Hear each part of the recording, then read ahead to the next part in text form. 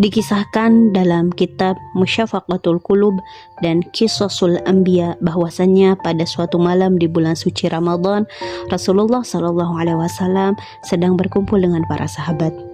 Tiba-tiba sahabat melihat Rasulullah SAW tersenyum sendiri. Lalu ditanya oleh sahabat, "Wahai Rasulullah, kenapa engkau tersenyum sendiri?"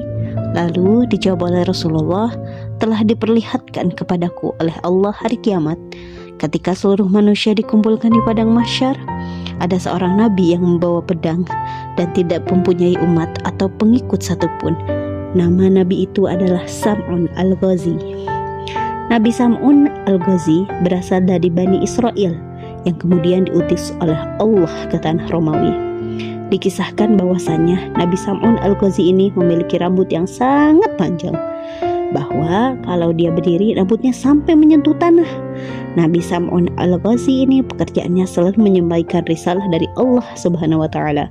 La ilaha illallah, tiada Tuhan selain Allah. Karena pada waktu itu paganisme atau penyembah berhala sedang menjadi-jadi, maka diberilah Nabi Sam'un al-Ghazi ini suatu kelebihan berupa kekuatan yang besar dalam dirinya, yang seharusnya dengan kekuatan yang dimilikinya itu memudahkan dalam melaksanakan dakwahnya. Tetapi pada kenyataannya sudah diperlihatkan kekuatannya tersebut, tapi tidak ada yang mau mengikutinya satu orang pun. Mukjizat yang diberikan Allah kepada Nabi Sam'un al-Ghazi ini hampir sama dengan mukjizat yang diberikan kepada Nabi Daud, yaitu bisa melunakkan besi, merobohkan tembok. Jadi sungguh sangat dahsyat kekuatan yang telah diberikan Allah kepadanya. Kalau sekarang ada orang yang berdakwah dengan memiliki kekuatan yang dahsyat seperti Nabi Sam'un, pasti mempunyai pengikut yang banyak. Sementara pada zaman tersebut Bani Israel, orang-orang Romawi tidak terpengaruh terhadap orang yang hebat dan kuat. Mereka hanya mementingkan menyembah berhala saja. Dan yang dapat mempengaruhi mereka hanya satu, yaitu harta. Itulah yang menyebabkan Nabi Sam'un tidak memiliki pengikut. Tetapi Nabi Sam'un ini tidak menyerah. Dia terus berjuang dengan pedangnya yang terbuat dari tulang rahang unta yang ditajamkan, dan sangat jarang merasakan haus dan lapar. Nabi Sam'un al-Ghazi ini selain gigih dan berjuang, ibadahnya juga sangat dahsyat. Pada malam hari dia selalu beribadah, dan pada siang harinya dia berpuasa dan berjihad di jalan Allah. Raja Bani Israel sangat ketakutan dengan Sam'un al-Ghazi. Dalam jajaran raja beserta petinggi-petinggi lainnya, mereka sepakat bahwa jangan melawan dengan menggunakan kekuatan, karena kita sudah pasti akan kalah. Terus mereka berpikir dan mendapatkan sebuah ide. Mereka mengadakan sayembara yang barang siapa menangkap Sam'un al-Ghazi hidup-hidup dengan keadaan lemah, maka kami beri harta uang, emas dan permata yang melimpah. Raja selalu mencari cara untuk mengalahkan Nabi Sam'un al-Ghazi, dan akhirnya mendapatkan satu ide lagi, yaitu melalui istrinya.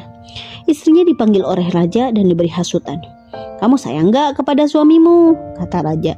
"Sayang Raja," sang istri. "Kamu tahu kan kalau suamimu membuat kami semua takut?" tanya raja. "Tahu Raja," jawabnya. "Aku ada tawaran untukmu.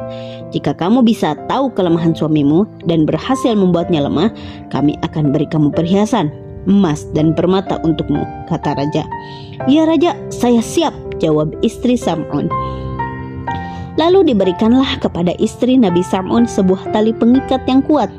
Pada malam pertama, istri Nabi Sam'un melihat Nabi Sam'un sholat yang telah disyariatkan kepadanya dengan lama, sampai sang istri tersebut mengantuk sehingga tidak jadi mengikat suaminya, yaitu Nabi Sam'un.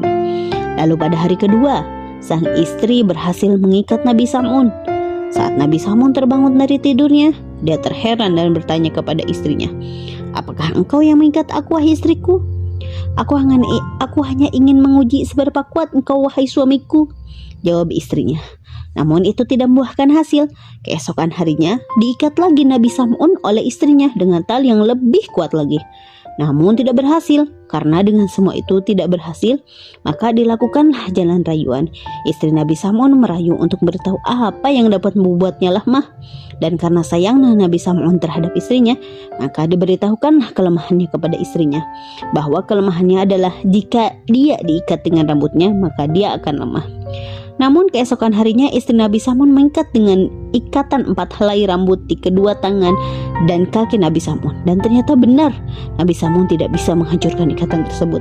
Lalu dilaporkanlah kepada sang raja oleh istrinya, sehingga Nabi Samun dibawa ke istana dan diikat ke tiang dan disiksa atau dibunuh secara perlahan dengan cara memotong telinganya, mulutnya, kedua tangannya, dan kedua kakinya.